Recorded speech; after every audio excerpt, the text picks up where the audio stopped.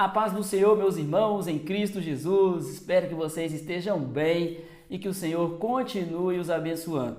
Hoje nós vamos para a lição de número 11 da classe Juvenis. O tema, Epístolas às Igrejas. Hoje, então, falaremos das cartas bíblicas, sim, que estão no Novo Testamento.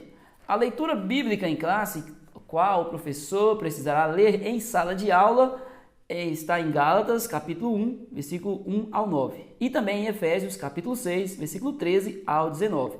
Faça essa leitura, tá bom, professor? Eu não vou ler aqui, porque para não ficar tão extensa nosso subsídio, mas meu amado professor muito provavelmente já terá feito essa leitura, ou se não tiver feito, pause e leia. Então, dê um pause aí e faça a leitura. E o texto principal, que é o texto aqui, logo após o título, está assim, em Romanos, capítulo 1, versículo 16. Porque não me avergonho do evangelho de Cristo, pois é o poder de Deus para a salvação de todo aquele que crê, primeiro do judeu e também do grego. Então, hoje nós falaremos sobre as cartas bíblicas, nós já falamos isso agora há pouco, ou epístolas, ou chamadas missivas também. São formas que se referem às epístolas que eram enviadas a indivíduos, ali que estavam com irmãos sob a sua liderança, ou diretamente às igrejas que os nossos irmãos em Cristo escreveram. Então, os objetivos de hoje é conhecer o número de epístolas e as suas autorias e compreender o propósito geral das epístolas. Por que as epístolas foram escritas? Por último, entender a relevância das epístolas para a igreja atual. Amém, meu amado professor? Então, vamos aqui. O tópico de número 1 está todas as epístolas. Nesta lição, vamos estudar as epístolas bíblicas, bem como o propósito geral e a relevância delas à igreja de hoje. Entenderemos por que elas foram escritas. Quando vamos estudar a Bíblia, nós temos que sempre levar em conta o contexto de quando foi escrito e quando foi feito ali, realizado a escritura, para quem foi realizado, qual era o povo, qual era a situação, qual a época. É necessário observarmos o contexto. Mas é interessante que a palavra de Deus, ela valeu tanto para aqueles dias, quanto vale para os dias de hoje. Quão maravilhosa é esta palavra! Então é por isso que nós vamos ver também sobre a relevância para a igreja hoje. De que forma nós podemos aplicar? De que forma nós já aplicamos o conhecimento que os nossos irmãos repassaram aos líderes das igrejas? Sim, serve para os dias de hoje. Dos 27 livros do Novo Testamento, 21 livros são cartas, são as epístolas. Veja bem, 27 livros tem o Novo Testamento. 21 são cartas, chamadas de cartas ou missivas. É interessante por quê? Porque as cartas, porque era uma preocupação na qual os nossos irmãos em Cristo, ali, por exemplo, Paulo, tinha com que a igreja crescesse, a igreja fosse encorajada à fé. Eram momentos de perseguição, o evangelho estava sendo expandido. E o Novo Testamento, essa nova aliança que está em Jesus, é a nova aliança, estava em constante crescimento. E para que crescesse, precisaria de quê? De evangelizar, de cuidado, de proteção, de ensino. E é isso que os nossos irmãos faziam, estavam ensinando as igrejas justamente porque era necessário que Jesus, quando Jesus morreu, ele falou para os discípulos: ide por todo mundo pregar evangelho a toda criatura. Quem crer e for batizado será salvo, mas quem não crer será condenado. Então os nossos irmãos, sendo usados pelo Espírito Santo, escreveram encorajando os irmãos. Mas por que encorajar? Encorajar é evangelizar? Sim, trabalhando na edificação daqueles que já foram evangelizados para que eles continuassem na pregação do evangelho. Então, primeiro é uma igreja edificada e em seguida, a igreja edificada prega a palavra. Então, esse cuidado maravilhoso, esse amor dos nossos irmãos pelas igrejas, pelos juntamentos de irmãos que ali estavam. Então, essas cartas, elas vão de Romanos a Judas. Então, abra sua Bíblia e perceba que de Romanos até Judas são cartas. E continuando aqui, então são divididas didaticamente em duas categorias. Epístolas paulinas, porque são tantas que Paulo escreveu. Então, são divididas pelas epístolas paulinas e em seguida as epístolas gerais. E nós vamos falar sobre cada uma delas. De Romanos até 2 Tessalonicenses, que no total somam 9. São dirigidas às igrejas. Então, de Romanos até segunda carta aos Tessalonicenses, somam 9. E elas são dirigidas às igrejas, diretamente às igrejas, a preocupação ali em geral. Já de 1 Timóteo, primeira carta a Timóteo, até a carta a Filemon, 4 cartas, 3 conhecidas como pastorais, são dirigidas a indivíduos. Então, 3 delas aqui, as 3 primeiras, são dirigidas a indivíduos, a pessoas ali, lideranças, diretamente a eles. E Hebreus é uma carta dirigida aos judeus cristãos. Não se sabe a autoria da carta aos Hebreus, mas é reconhecidamente uma carta inspirada pelo Espírito Santo de Deus. 7 cartas de Tiago até Judas são gerais, universais, dirigidas à comunidade cristã. Então, essas aqui, algumas, veja bem que algumas é dirigida a indivíduos, outras às igrejas, outras a judeus cristãos, e essas gerais são dirigidas a toda comunidade. Toda comunidade, seja judeu, seja grego, romano, gentios, né? Então, essas cartas foram assim divididas. Embora destinadas a pessoas, segunda e terceira epístola de João estão inclusas entre as 7 deste último grupo, que são as epístolas gerais. Entenderam, meus irmãos? Espero que sim. Se não entendeu, pergunte, participe aí nos comentários, pode perguntar, fica à vontade, nós faremos o possível para responder os nossos amados irmãos. E aproveita aí também para comentar de onde vocês estão estudando, eu quero saber dos meus amados irmãos, onde vocês estão, né? Que maravilha, eu estou aqui em Uberaba, Minas Gerais, Triângulo Mineiro, pela graça do nosso Senhor Jesus. 2. As primeiras epístolas. 2.1. Autorias. O apóstolo Paulo é o autor de 13 das 21 epístolas. Por essa razão recebe o nome de epístolas paulinas, porque foi Paulo quem escreveu. Elas vão de Romanos a Filemon. No capítulo 1, versículo 1 de todas as epístolas, Paulo se identifica. Então, ao iniciar as cartas, Paulo ele escreve: Paulo, apóstolo de Jesus Cristo. Paulo, servo de Jesus Cristo. E saúda a igreja. Então, ele está fazendo o quê? É o que nós costumamos fazer. Paz do Senhor Jesus. Paz, né? Então, paz do Senhor é um cumprimento de Paulo aos irmãos ou às igrejas. Alguns irmãos apoiaram Paulo no momento da produção das cartas. Então, irmãos auxiliaram a Paulo na confecção, na escritura das cartas às igrejas. É por isso que a igreja trabalha em união. Paulo é um servo valoroso, mas também tinha pessoas próximas a ele, e ele deixa bem claro de que pessoas o ajudaram em seu ministério, pessoas estiveram com ele, e em todas as cartas ele sempre cita alguém que o apoiou no seu trabalho, no seu empenho. Quão maravilhoso é, né, nós que trabalhamos, contar com pessoas de confiança. Eu tenho pessoas de confiança, pessoas que me ajudam, que trabalham comigo na escola bíblica dominical, e eu sou muito grato a Deus pela vida de cada uma delas. E nós possamos ser assim, né, que o professor, o superintendente, possa amar as pessoas que estão ao seu redor, honrá-los, né? Não, logicamente que a honra é para o nosso Deus, mas nós também podemos amar os nossos irmãos, podemos ajudá-los, podemos estar junto com eles e reconhecer, agradecer, não faz mal para ninguém, nós sermos gratos às pessoas que nos auxiliam. Então, assim foi com Paulo, ele tinha os seus irmãos, seus amigos, seus companheiros na fé, e ele era grato, né? E aqui, nós podemos ver, por exemplo, Paulo, ele escreveu a carta aos Romanos, então ele é autor,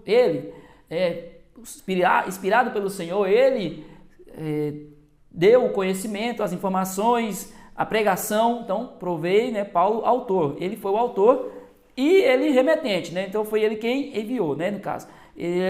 Mas o escrevente, quem escreveu foi Tércio, isso está em Romanos 16, 22. Tércio provavelmente foi um servo, pelo nome, porque Tércio remete a terceiro. Então os escravos eles recebiam essa nomenclatura. Então Tércio pode ter sido um escravo liberto, né, agora trabalhando juntamente com Paulo. Já em 1 Coríntios, o irmão Sóstenes é o remetente com Paulo. Sóstenes, alguns dizem, né, especulam-se na verdade que Sóstenes poderia ter sido um importante na sinagoga ali, mas agora convertido.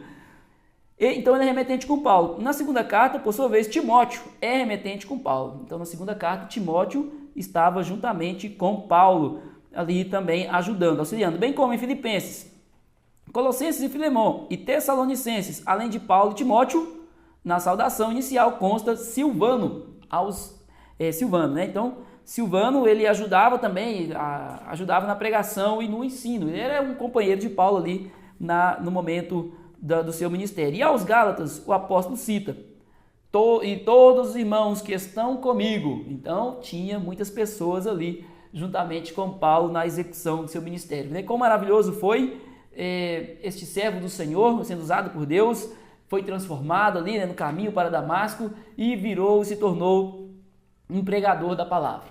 deixou de ser perseguidor. Inclusive recebeu outro nome, antes chamado de Saulo, agora Paulo. O Paulo, pregador da palavra de Deus, de perseguidor a perseguido. E assim, sem medo, continuou pregando a palavra de Deus através das cartas, através da sua presença, visitando as igrejas. Foi um grande homem de Deus, com certeza. Então, por isso, as epístolas paulinas é uma das formas, uma das categorizações dessas cartas na Bíblia. 2.2. Destinatários. Cada carta tem seus destinatários específicos, comumente identificados logo nas saudações iniciais. Então, logo no início das cartas, é saudado ali com a paz do Senhor, os irmãos, e também já se pode ver quem é aquele, o destinatário das cartas. Então, a Epístola aos Romanos, escrita aos que estavam em Roma. Então, ela foi escrita para os irmãos que estavam em Roma. Esta igreja era uma igreja mista. Como assim mista? Era uma igreja onde tinha judeus convertidos, que estavam antes, então, sob a lei, então, aprenderam a lei, então, tinha a sua rigidez quanto à lei, Então, havia essa dificuldade, porque ali também havia os gentios, que eram ex-pagãos, alguns, muitos deles ex-pagãos. Então, havia ali um conflito de ideias, de entendimento sobre os rituais, de como seriam os cultos. Então, Paulo escreveu, mostrando, alertando que era necessário união entre os irmãos para que a igreja perseverasse, que houvesse entendimento entre os irmãos, para que a igreja pudesse crescer. 1 Coríntios, a igreja em Corinto. Então, essa igreja em Corinto, fundada por Paulo, é uma cidade rica, influente, diversificada socialmente, porém imatura e muito influenciada, porque como era uma cidade grande, certamente uma cidade grande tem pessoas de todos os lugares. Então, havia ali também várias religiões, porque o Império Romano não impedia. Na verdade, ali, não impedia que as pessoas praticassem as suas religiões. Então, havia ali muitas influências, então, mesmo que as pessoas se convertessem, havia muitas confusões. É como um novo convertido. O novo convertido tem muitas dúvidas, e por isso a importância de pessoas instruídas sábias, pessoas sábias para instruir essas pessoas a continuarem na caminhada.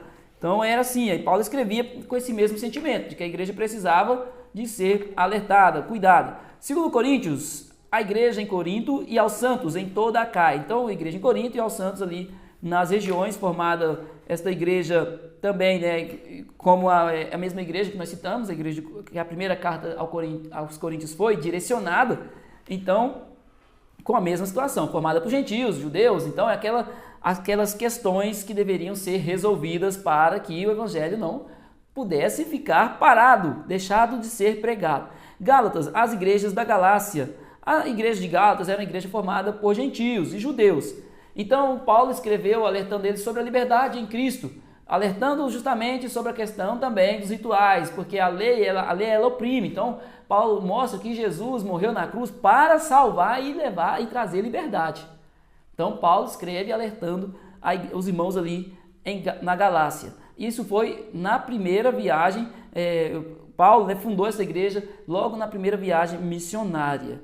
E Efésios, a igreja em Éfeso, então as cartas a Efésios, cartas de Efésios, era a igreja em Éfeso, era uma igreja que Paulo fundou na segunda viagem, uma cidade grande, próspera, portuária, uma cidade que recebia então mercadorias ali através dos navios, das embarcações, e Paulo escreveu encorajando os irmãos à fé.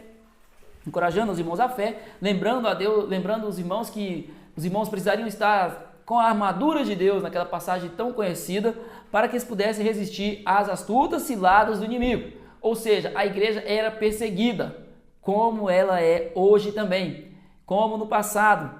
Então a igreja sempre sofreu perseguições, mas que maravilha é saber que a igreja sempre cresceu nesses momentos.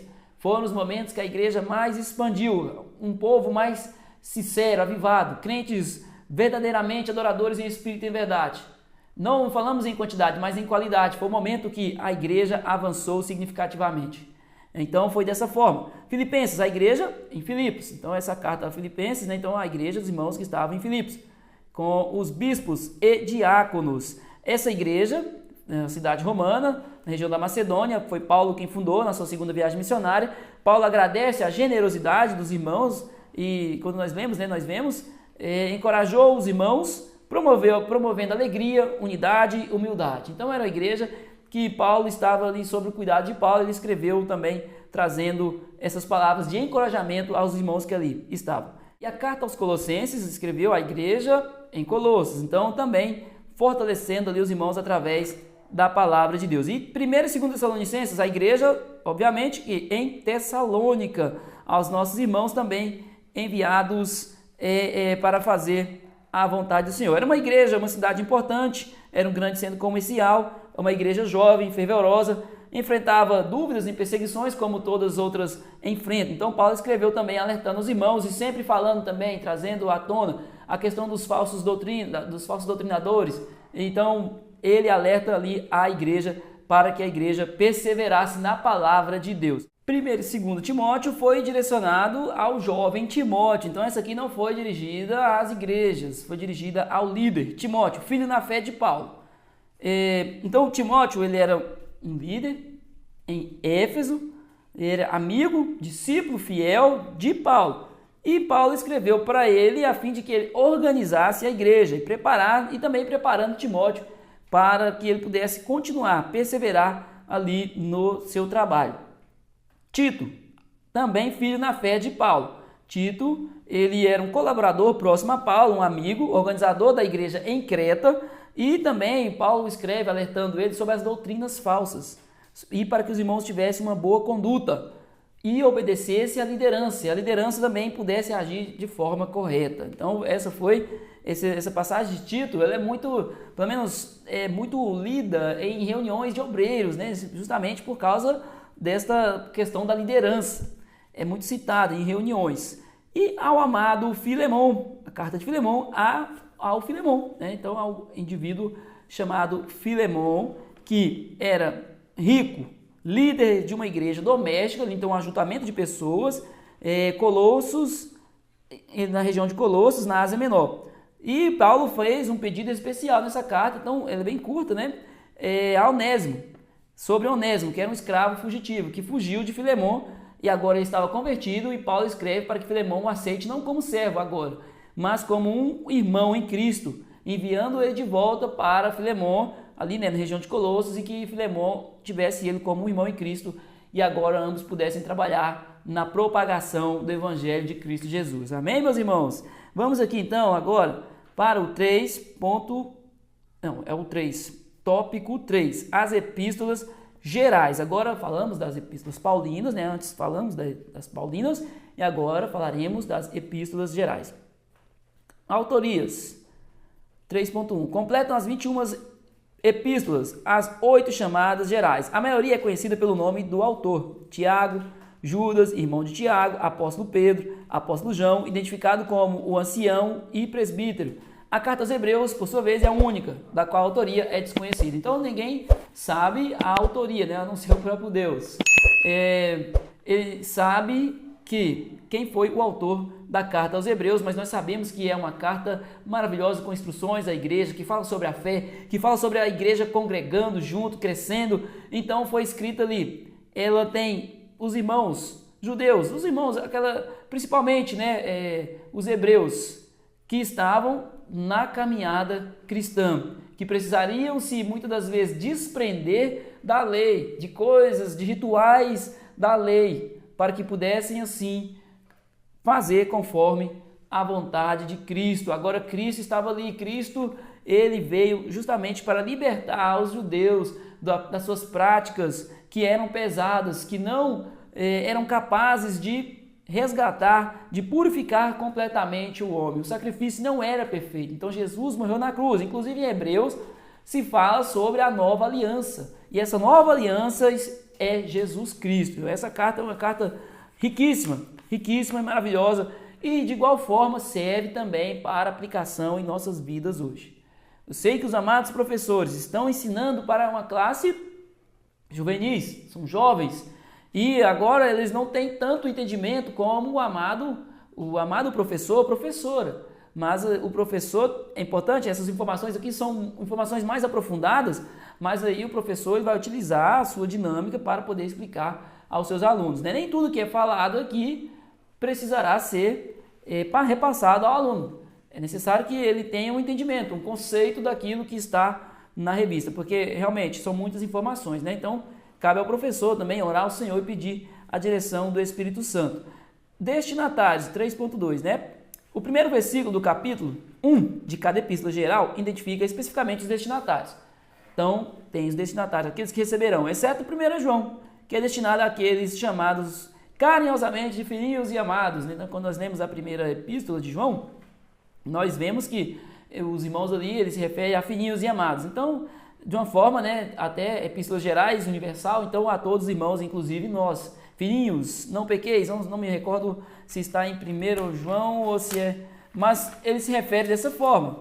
Vamos abrir nossa Bíblia aqui para nós conferirmos. Então aqui, logo na primeira carta, nós podemos ver que ele cita, por exemplo, aqui no capítulo 2, logo no início, meus filhinhos, essas coisas vos escrevo, para que não pequeis, e se alguém pecar, temos um advogado para com o Pai, Jesus Cristo, o justo. E em muitas outras passagens aqui, versículos, ele cita os irmãos como filhinhos, como amados. Aqui já o versículo 18, filhinhos, é já a última hora do capítulo 2.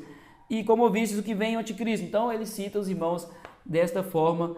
Isso é amor, aos amados irmãos. Então, estudiosos acreditam ser dirigida aos hebreus cristãos. Eles acreditam que essas cartas foram direcionadas aos hebreus, mas eles não podem afirmar, então por isso está na categoria das epístolas gerais comuns a todos.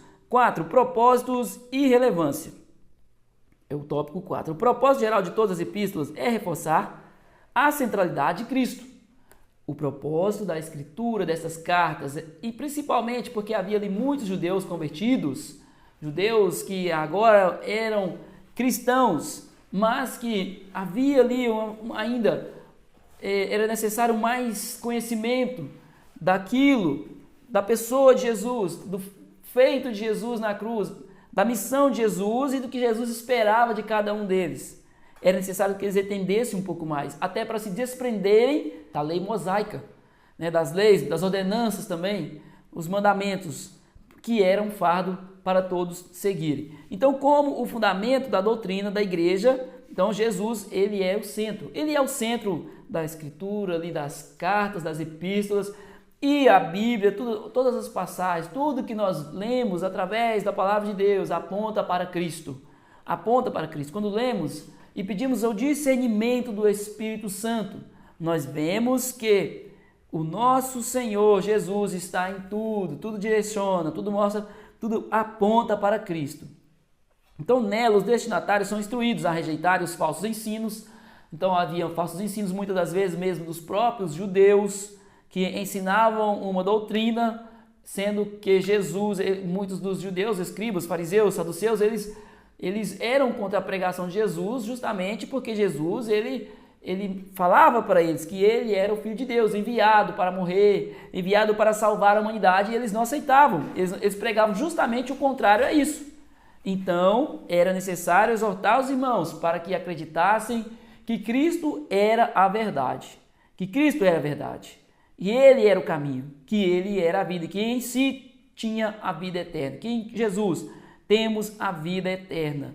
Então, essa era a instrução. Então, além disso, consolava os irmãos em suas lutas e provações, porque o evangelho estava expandindo, crescendo, e quanto mais crescia, mais perseguições passavam os irmãos em Cristo Jesus. Animados a crescer na fé em Jesus. Justamente, ânimo, palavras de ânimo são necessárias até para nós mesmos, que confiamos no Senhor, sabemos da força do seu poder. Mas nós não deixamos de ser humanos e termos as nossas lutas, nossas dificuldades, nossos problemas. Então eles eram exortados a continuar. Continua, meu amado irmão, persevera. Quantas vezes Paulo não escreveu assim? Apesar das perseguições, exortados a uma vida de temor, comunhão, santidade e serviço ao Senhor. Sempre lembrando que o cristão, ele é cristão, salvo em Cristo, e que o verdadeiro cristão, ele dá frutos. Assim Paulo escreveu e descreveu também em Gálatas 5:22 sobre os frutos do Espírito. E os frutos do Espírito nós estamos falando de serviço também, de serviço ao Senhor.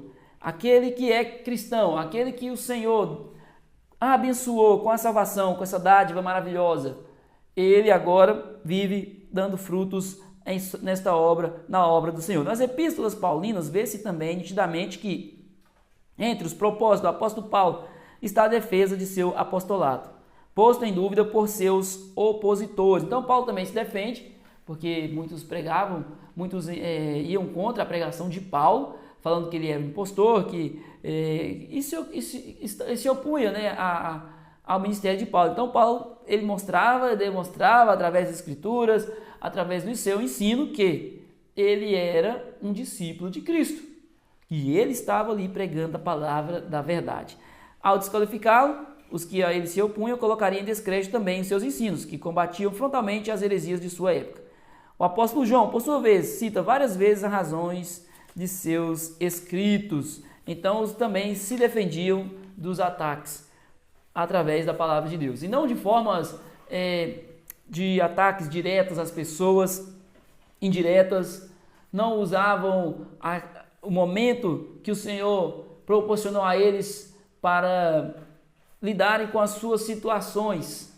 Não, eles faziam questão de mostrar que eles estavam pregando a palavra da verdade.